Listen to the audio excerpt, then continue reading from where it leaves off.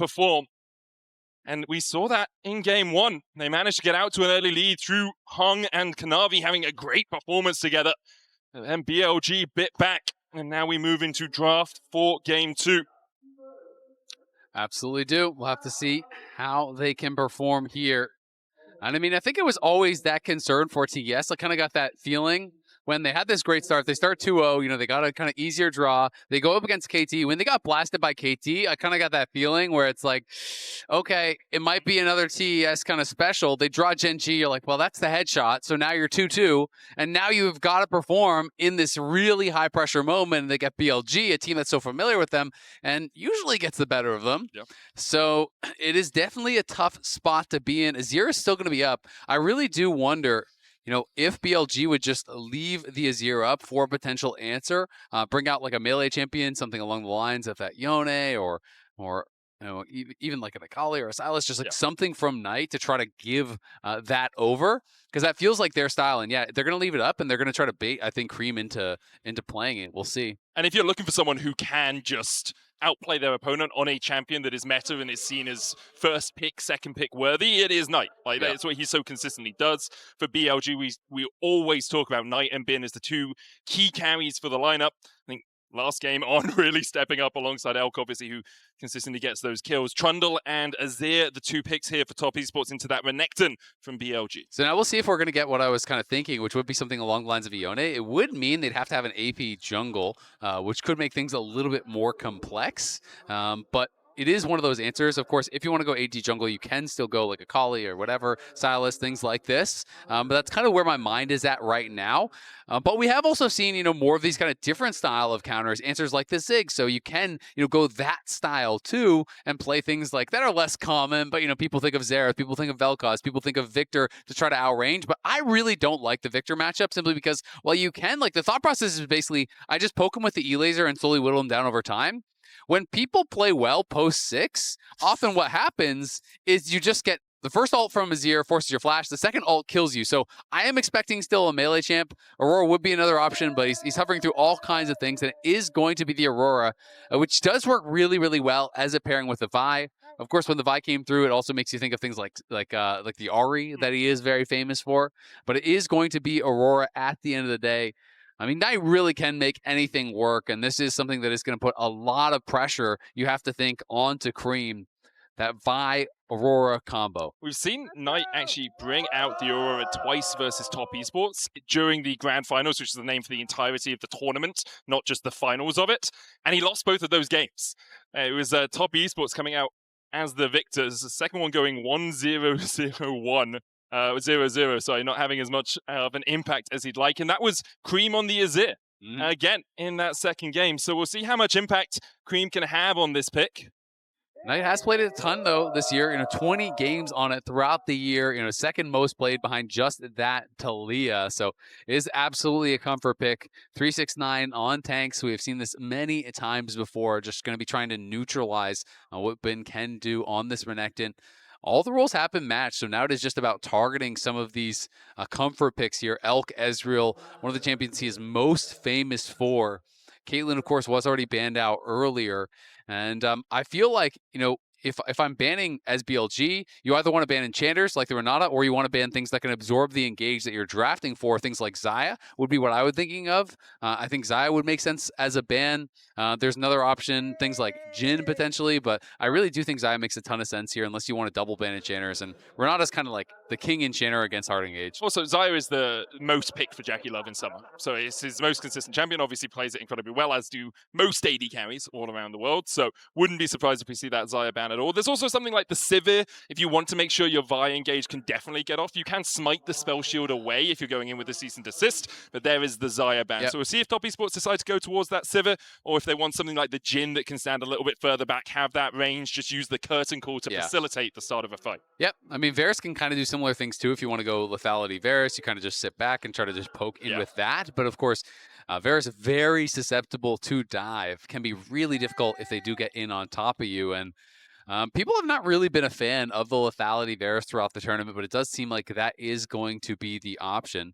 They are saving 5th pick here for Hong, so I'm curious, are they going to go what would be the expected pick, something along the lines of like Rel or just something, standard hard engage, or is it going to be, Enchanter trying to play for the 2v2? With Alistar there, it really does lower the priority on Rel, so instead they're going to go Poppy. So they're going to go more for the denial of the engage rather than having hard engage themselves. So now this composition from TES to me becomes really about kind of zone control and poke. Yeah. It's about, pillaring out the carries. It's about poking them down with the Varus, using the soldiers to kind of create this line. And when BLG goes for this inevitable hard engage where they pop the Sivir ult and in-flies everybody, well, that's when Hong and 369 need to come in with the Pathmaker and with the Poppy ult, knock you back and peel for their carries.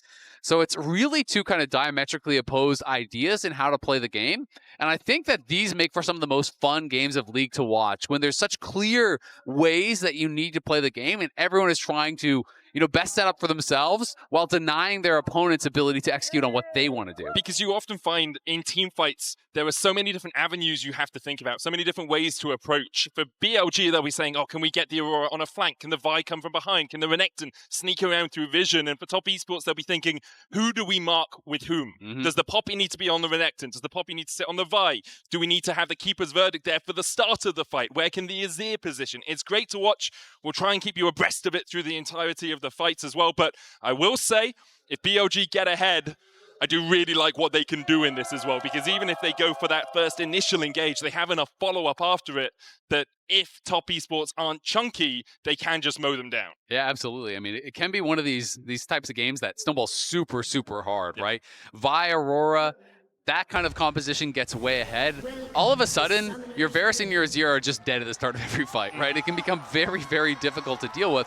That being said, if this TES composition can stay relatively even for a long time, then you start getting into these luxury items. Then you're looking at GAs, then you're looking at Zonias, then you're looking at all of these answers for what BLG's composition is meant to do. So there is some pressure. Of course, you do obviously have that Sivir as your kind of like, that's your fallback plan or whatever you want to call it. You always have that. 500 CS Sivir power spike, as Knight takes a chunk of damage early in that mid lane. JackeyLove might be pathing up towards top. Looks like he's going to try and avoid On and Elk, who are waiting to catch him out. We do have 100 international games for 369 all time across his career. Congratulations to him. Looking to make it at least 101 here at Worlds 2025. Jackie being pretty annoying here, actually. Gets his Mana Flow brand proc, got a couple Comet procs, and they're trying to keep them away from that wave a little bit, force them to walk the long way at the very least. Of course, they got a bit of chunk on Knight, but he had time to base. Cream wanted to base himself, but did lose just that little bit of health. And On going to continue getting this poke on. I mean, Alistar level 1 is just not a champion, right? And now you're down half of your HP, so that's kind of your 2 potions gone. Of course, you can rely somewhat on your passive, so you're just going to pop the 1 potion for now and try to heal it back up as Elk is just on this expected W start. And using that ricochet to try and get the wave through as quickly as possible. On will get the knockback with the headbutt. Obviously no pulverize to follow it up, only being level 1 vision in that middle bush means that Hung can't push forward too easily. We'll try and use that ranged buckler and the shield from it to constantly trade in, but with the push actually coming out from On and Elk, they're going to get to that level 2 first, which means Jackie and Hung have to respect it. Heal coming out from On as they look for the damage with the Boomerang Blade. Piercing arrow out from JackeyLove. They'll get 2, but they'll miss the minion. So it's a tiny, tiny lead for Elk on that bot side. Well played by On. I actually really like the use of the heal, both obviously to get himself back to full, but the move speed gets him in range, allows that combo to come through, follow it up with the Boomerang Blade, get a nice little chunk down on your opponent. So now JackeyLove is the one who has to use his potion. Elk still is sitting on his. Of course, there isn't a sustained advantage there for Hung, who is still sitting on 2 potions, but nice little bit of trading. Both these laners, trying to play for every little advantage. TES getting the early chunk, but BLG just knowing how to play it out. So important that you do it just before the level 2 comes out, because either the steadfast presence or the charge from Poppy would spell disaster there. You're either getting knocked up as you go in for your CC, or you're getting knocked back underneath the tower as you go in for your CC, both of which not the best states to be in as a cow at level 2. 369 and Bin constantly trading up here in towards the top side. Both of them will be happy enough. Bin's actually on his most played this split. 12 games on this Renekton. Won about 8 of those 12. You can see On took an early recall. Elk had to stay around here. Is just going to use a spell shield there for a little bit of a heal. Jackie Love trying to slowly whittle away on this tower. Kanavi has arrived, but because On is here, I don't really think there's a dive angle. I think they were maybe saying, hey, it's worth spending a little bit of time here. I'm slower to start the scuttle, but if Hong went mid lane or Hong was looking for something else, then that could have been a dive.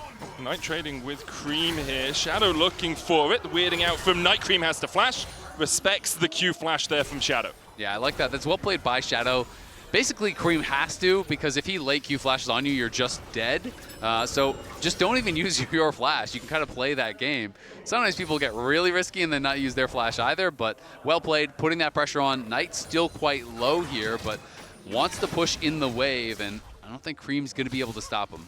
Knight didn't know exactly where Kanavi was there, but kind of anticipated him having backed, hiding around the corner out of vision. You could see Kanavi stayed around. It's like, okay, a recall time is about 8 seconds.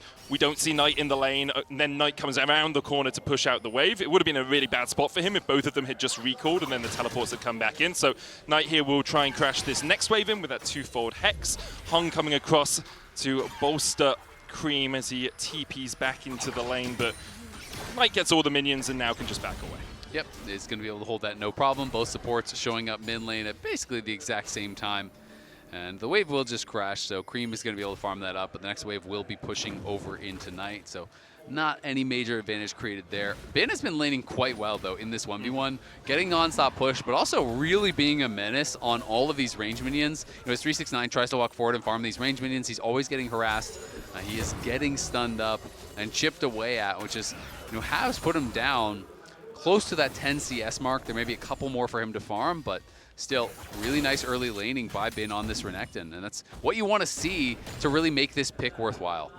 It's going to end up being about one full wave if 369 manages to pick up all of these, but he's also got the plate, so in a really good spot. And as you say, you want this Renekton to get towards those 1 to 2 item power points so that when you get team fights around the Drakes, he can be trying to isolate Jackie on the back line. He can be another point of pressure. We talked about the multi-pronged approach, kind of a quadrant, really, coming out here from BLG. You have Bin from one flank, you have Shadow from another, you have Knight from another, you have On from another. You have these 4 points of that spear trying to get onto top esports, but for the moment with the push in the bot lane from Jackie Love and Hung, they will be able to secure this first Drake.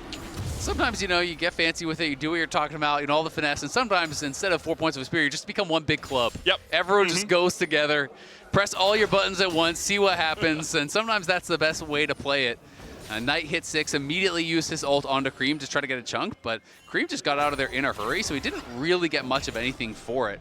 And now again, Hung shows up mid. Oh, nicely played there by 369. Flips in Bin and knew with the Pathmaker he was going to get put under the tower, so had to use the flash.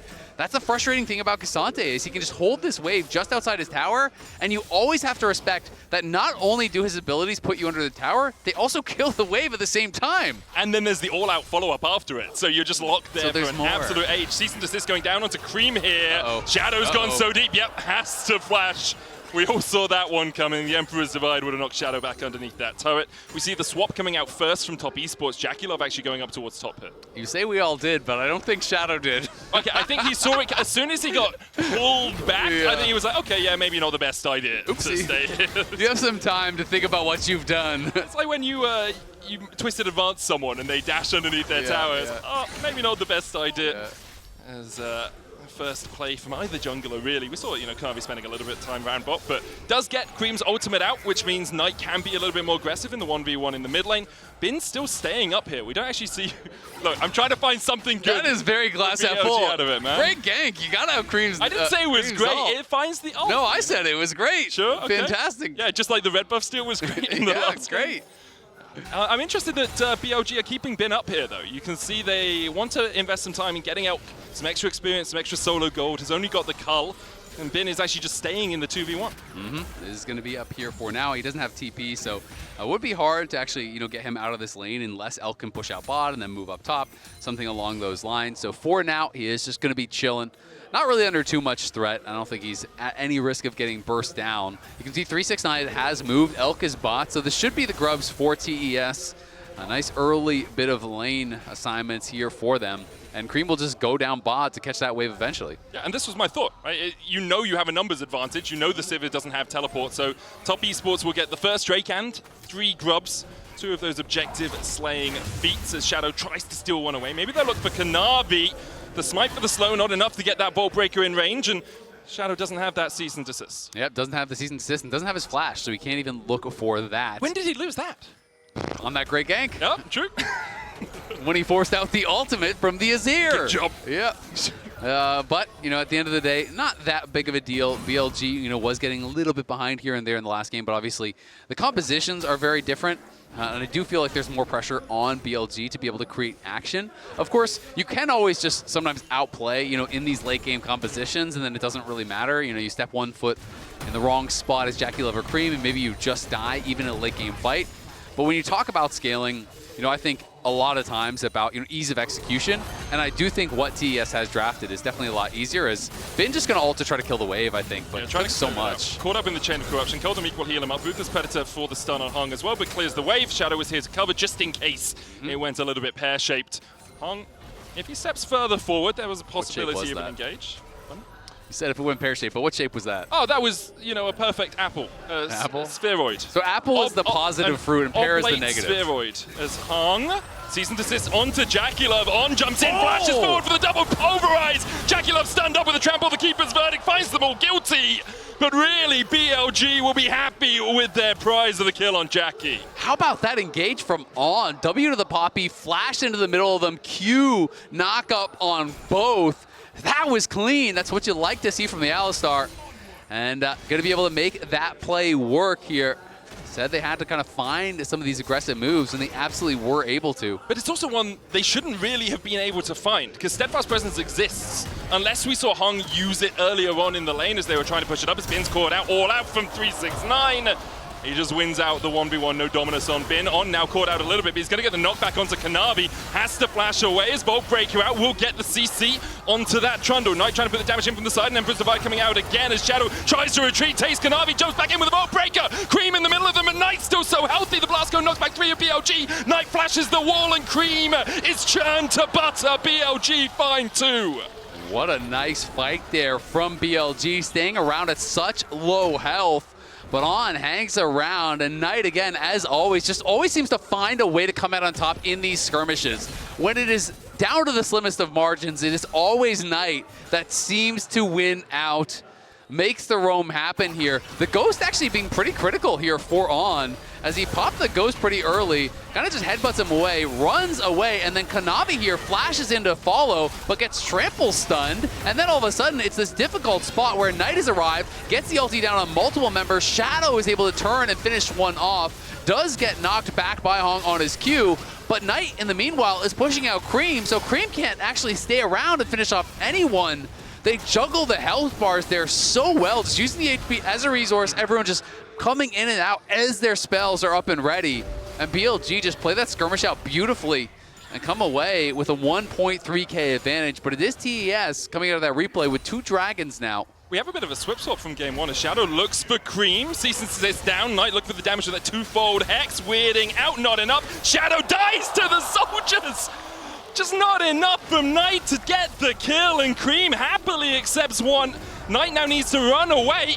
TP out as he knows with the pillar down, there's no more CC that can interrupt that cast. Nicely done by Knight to escape, but Shadow, not some of the best ganks we've seen here in the mid lane. The guy's 2-in-1, he just needs to avoid mid. Yeah. And I understand wanting to get Cream behind because he's got the Nash's Tooth and his ear scales really well into the game, but every time you go mid, you die, Shadow, so maybe don't go there anymore. Yeah, goes mid, and this time, you know, it doesn't even force anything. It's not like you got an ult, not like you got a flash. Yeah. He goes in, and I understand the thought process because they knew Cream had no ult from that earlier play, so I think the idea is good, but Azir is just such a safe champion. Gets back towards that tower, you can't finish him off, takes a couple tower shots himself, and then just gets knocked down by Cream, and now Kanavi topside. Bin could be in trouble again. Bin might be caught out here as 369 looks for the Intofos, gets the knockback after the pillar, all out, pulls Bin back, Dominus popped, but Bin will be the one going pop as top esports find another 3-3 now. An incredibly even early game between these two teams. Yeah, Bin did a good job creating some early advantages in that 1v1, but then it's 369 getting a solo kill on him. It's 369 setting up for a great gank here from Kanavi, and now, just like that, the K'Sante is ahead and is going to be winning in that 1v1. Built himself a nice early edge, and I mean, you really just have to stack armor against this composition. Yep. Sure, there's an Aurora, but like, in what world is the Aurora spending all their damage onto the K'Sante and you're winning the fight, right? It just doesn't exist. So already has a full Thornmail plus the Tabbies. That is kind of everyone's consistent damage that is over on the BLG side. And sure, there's a Black Cleaver. Sure, the Sivir is going to scale well, but K'Sante is just going to be a real pain for BLG's composition to deal with. It really is. It's going to be so hard for them to actually get through him until Sivir gets to like 5-6 items, and then the Shred will come out with those ricochets. Shadow looking for Cream, does have that Emperor's Divide. Shadow dashes away for the Vault Breaker, more just to clear the wave than anything more, but still 2 plates over to Top Esports on the push. Ooh. On! Almost gets the flash headbutt, but can't quite find it. Cream with a fancy feet gliding his way away.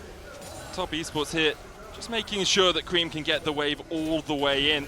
Could play for the first tower if they want. The plates have just fallen off, and no real threat from BLG anywhere else. Bin clears the wave, pillar down, and the wave is culled off. So Top Esports will need to wait another 20-25 seconds before another wave comes in.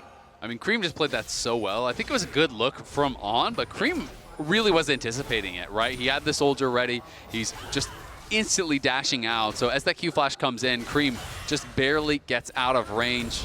Good stuff from him, really kind of playing on those margins. And then once that flash is used, you already know there's no flash on Bin, so there's not really any chance of a setup. He's always going to be able to react very comfortably with the Azir ult if they try to combo in or anything like that. So really playing to the limit. They wanted to put that pressure down there, but BLG holding on to the towers for now. It's an interesting swap from game one, because in game one it was Top Esports who got the early kills, BLG who got the early Drakes and the Grubs, and now it's BLG who got the early kills, Top Esports will get the Dragons, and now have started to even out the game. And for Top Esports, you're looking at it, it's Mountain Soul. This K'Sante will be unkillable entirely. Elk there stopped by the Spellbook Smite, and won't be able to back away. Has finished his cull, so has about a 600 gold lead in that AD carry role.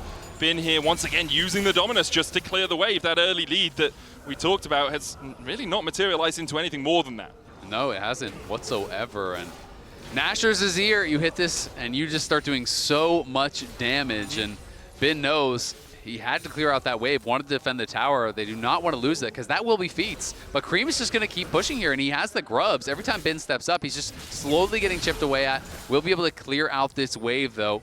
Cream definitely having to work for it. The problem is they're not really pushing on anywhere else, so it's not like BLG are close to grabbing a tower elsewhere. And if TES do get this Herald, you have to feel like that's going to be feats going their way with the tower as well. Should definitely be the first tower if they manage to get that Herald, get the charge off. Shadow looking for Honk. Goes in for just a little chip damage, heal out from Honk. And BLG, they have to be defensive. They have to step back a little bit. There's the first tower. Cream steps forward, knowing there's no jungler on this side of the map, knowing that Elk and On are up towards that top side. There's the feats for Top Esports. BLG feel like they're trying to scale for second items at the moment, just accepting waves rather than being able to do anything proactive.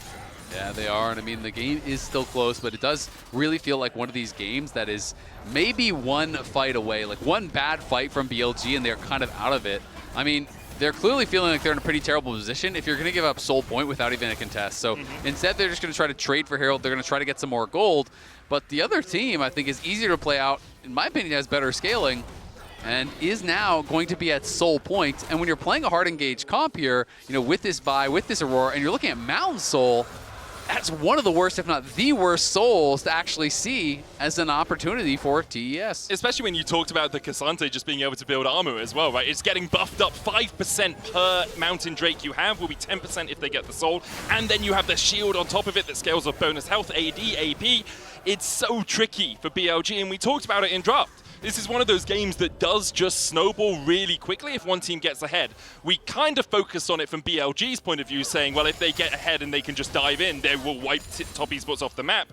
But for Top Esports, it's like, you can't kill us. Like, we can just stand there. We have prio in every wave. No one can actually get the push in, and so we're never really under any threat. And it always feels weird, you know, sometimes I think for people who are listening to hear us talk about a game in this way, because you look at the gold and you're like, it's 300 gold, you know, it's 3-3. But it's really compositional that it's coming down to, and that's why I do feel like this is going to be a one-fight game. You know, we're going to see the Soul come up here in about 4 minutes. BLG is going to show up, and if they win that, then they can maybe turn that into something more. You know, you win that, you get that Dragon, you get an Otacon, all of a sudden you build a big advantage, and maybe you can start to really push that in your favor. But if TES are able to win that and get Soul, barring some really crazy stuff, it's pretty much lights out. So that is why we are talking about it being, you know, so favorable, the position in the game for TES. They're just really comfortable compositionally and objective-wise. I also think around the times they have to fight, which is 3 minutes time for the Mountain Soul, BLG at 2 items will be weaker than Top Esports at 2 items. They have a little bit more gold as well, but I love a 2-item Varus with Mana Moon fully stacked up. Cream has already got his Nash's tooth, building up to his next item with that Haunting Guise in the Faded Ashes. Like, in terms of relative power, I take the right side comp, the red side comp, at 2 items more than I take the blue side comp. But what if Knight flanks and then one-shots their carries? Sure. And that's the thing. There you go. Right? And that's always the thing, right? That's the thing, Knight. And he does it so often. This guy, in my opinion, probably the best player to ever come out of the LPL, at least the most consistently top player to ever come out of the LPL. He does that in moments like this, in games like this. The question is, can he do it? And even if he does it once, it's not enough. BLG need to win the first fight and then probably 2 or 3 subsequent fights to really get back in the game. They'll put the Rift Herald down mid to try and crack this tier 1. The pillar comes out to stop the charge. And Kanavi puts the traffic cone up, says, excuse me, can't park here, sir. Kills off the Rift Herald before it gets its charge in. You think you'd just get a ticket for parking in the wrong place? Yeah. Just brutally murdered. Look, man.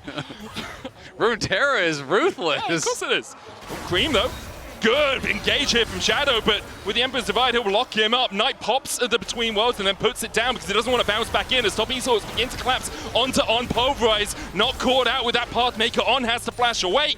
Top Esports collapse incredibly quickly. 6 seconds on the Otacon. Yeah, they do collapse really quickly, but they want to try to get more because look at the other waves here. Ben is pushing bot for free, and we can see Sivir shoving up mid for free as well. So they kind of need to get more than just that flash, it feels like right now. We are expecting that bot lane tower to go down for sure. Elk won't be able to get this, though. On with the headbutt back. Shadow here to try and protect his Alistar, and Tofu is not going to hit with that Q3. Elk gets the mid lane tower as he trades onto Jagular, but the spell shield doesn't block the piercing arrow. Barrier coming out from Elk. Meanwhile, Cream engaging onto Knight, who uses the weirding to try and dodge away. The dive in by 369 isn't going to be enough as On's caught down towards the bottom side. Elk able to walk away in mid. Meanwhile, Bin continues to push a tier 2 perhaps for Top Esports towards this top lane, but with a TP coming in, Knight's looking for the re-engage. Weirding onto Cream, gets the slow, gets the damage. Shadow goes between the uprights, can't hit 369 or Kanavi. Elk on the flank, spell shields, but now he's isolated. Has to flash the wall, but with an exhaust, he's clubbed around the head by Kanavi. Top Esports find the kill. BLG get a couple of towers out of it, but Top will look towards the Otacon alongside. Really nicely played there by Hong. Gets a multi-man knockback. Elk is isolated. Came over there at pretty low HP after the scuffle mid lane. They were able to force down 2 towers, and he had a great spell shield on Jackie Love's ultimate, but now it's TES forcing the Otacon here. BLG know they have to contest. They're falling behind. Top Esports will be low. Armor Magic is shredded by this Otacon. 369 trying to block, weirding out, knock up onto him with the headbutt. Shadow trying to come in from the bottom side, but it looks like BLG will just give up the ghost. Otacon secured by Kanavi and Top Esports. They haven't given a single neutral objective over to BLG in the first 21.5 minutes of this game. And now we have to take stock of all the resources here because it's 20 seconds until Soul. They just got Otacon. You're looking at flashes. The flashes on all the playmakers except for Shadow are missing. Jackie Love still has his flash. That is really big because the Varus is the most susceptible to that dive. So that is going to help to keep him safe in this next fight. And TES have got to be feeling like they're about to tie up this series. They just have to win one more big fight. 369 also has his flash, so that's a big playmaking ability. He could potentially get in onto Elk. They're first here to set up. On, Steadfast Presence popped there by Hong. Pillar down as well. Ong using the Unbreakable World Chain of Corruption. Gonna land onto Elk as well and will lock him up on down. Elk unable to step up and help out his cow. Meanwhile, Bin's looking for the flank here as BLG. They've got 2 prongs of the Trident, but Top Esports have all 5 players left alive. Shadow forced away. The Drake begun by Top Esports. Knight trying to get in there, but Can't find an avenue to approach through the brick wall that is 369. Bin going forward for Jackie Love. Ruthless Predator flashed away. Cease and desist onto that backline as well. But the collapse from Top Esports is massive. Between worlds goes Knight, and Top Esports still managing to survive through it. They turn it around. Kanavi and 369 just diving in. Bin will get one in response, but only two left alive for BLG. Means Soul is the prize for Top Esports. It's a good try there from BLG. As Knight is going to hang around, he knows they can't give Soul. It's going to be a total prayer over the wall. And it was pretty darn close to being answered, as we can see our MasterCard priceless moment of the game. TES claimed the Soul, but BLG had a good start to the fight. Bid found a good angle onto Jackie. They do kill him off, but the problem is Elk dies at the same time. And when Elk goes down, who's going to kill the front line? From TES, there's just no consistent damage. So Bin gets in, gets the slow onto Jackie, stuns him as he goes over the wall, but then you have to look at what is happening on the other side. Elk here tries to get into the mix, immediately knocked down by Kanavi as well as 369, and then there's just not enough consistent damage. And then great try over the wall. Let's see how close it does get. Wow, okay. So it was a perfect smite from Kanavi. Yeah. Auto smite at 970 is enough damage to get the kill. So well done all round by Top Esports to secure that Mountain Soul. And for BLG now, like, you've seen what a fight can be, but now you have to try and do that again into a Mountain Soul.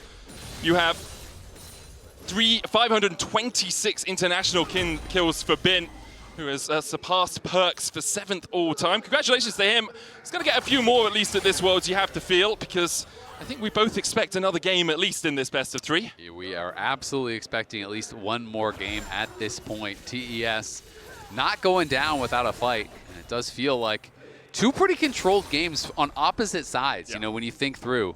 I do feel like, even though the gold has been closer in this one, I feel like the last game was maybe closer. You know, this time it just didn't feel like BLG ever got any real advantages, and TES has kind of felt inevitable because of the dragon control, because of the composition. They're playing it out really, really well.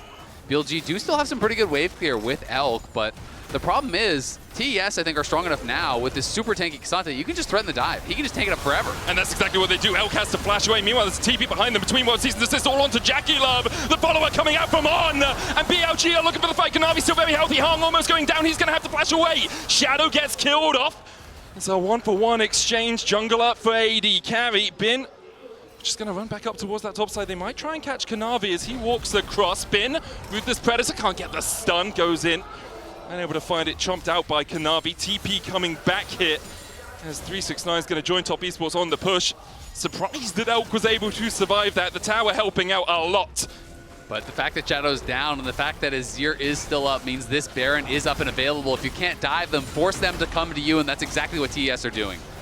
Bin doesn't have that ultimate. 369 looks for the Entofos. Hung's looking for that flank position. The Baron down to about half HP. With this Predator stun onto 369. The disengage. Cream goes in. The Emperor's of finds two, but not Elk. Kanavi's going to chase him out, though. On trying to protect his AD carry, but he just can't get there in time. It's roast beef for Top Esports as they claim 2 and will turn their eyes back towards the Baron. It's just a beautiful run of play there from Top. They go mid. They force the dive. They can't fully make it happen, so then with that kill on Shadow, they know we are just going to bring them to us over at the Baron. They immediately turn off that Baron, and Cream is able to find a great ult. They chase down Ulk, they kill him off, and now feel like they have full control here.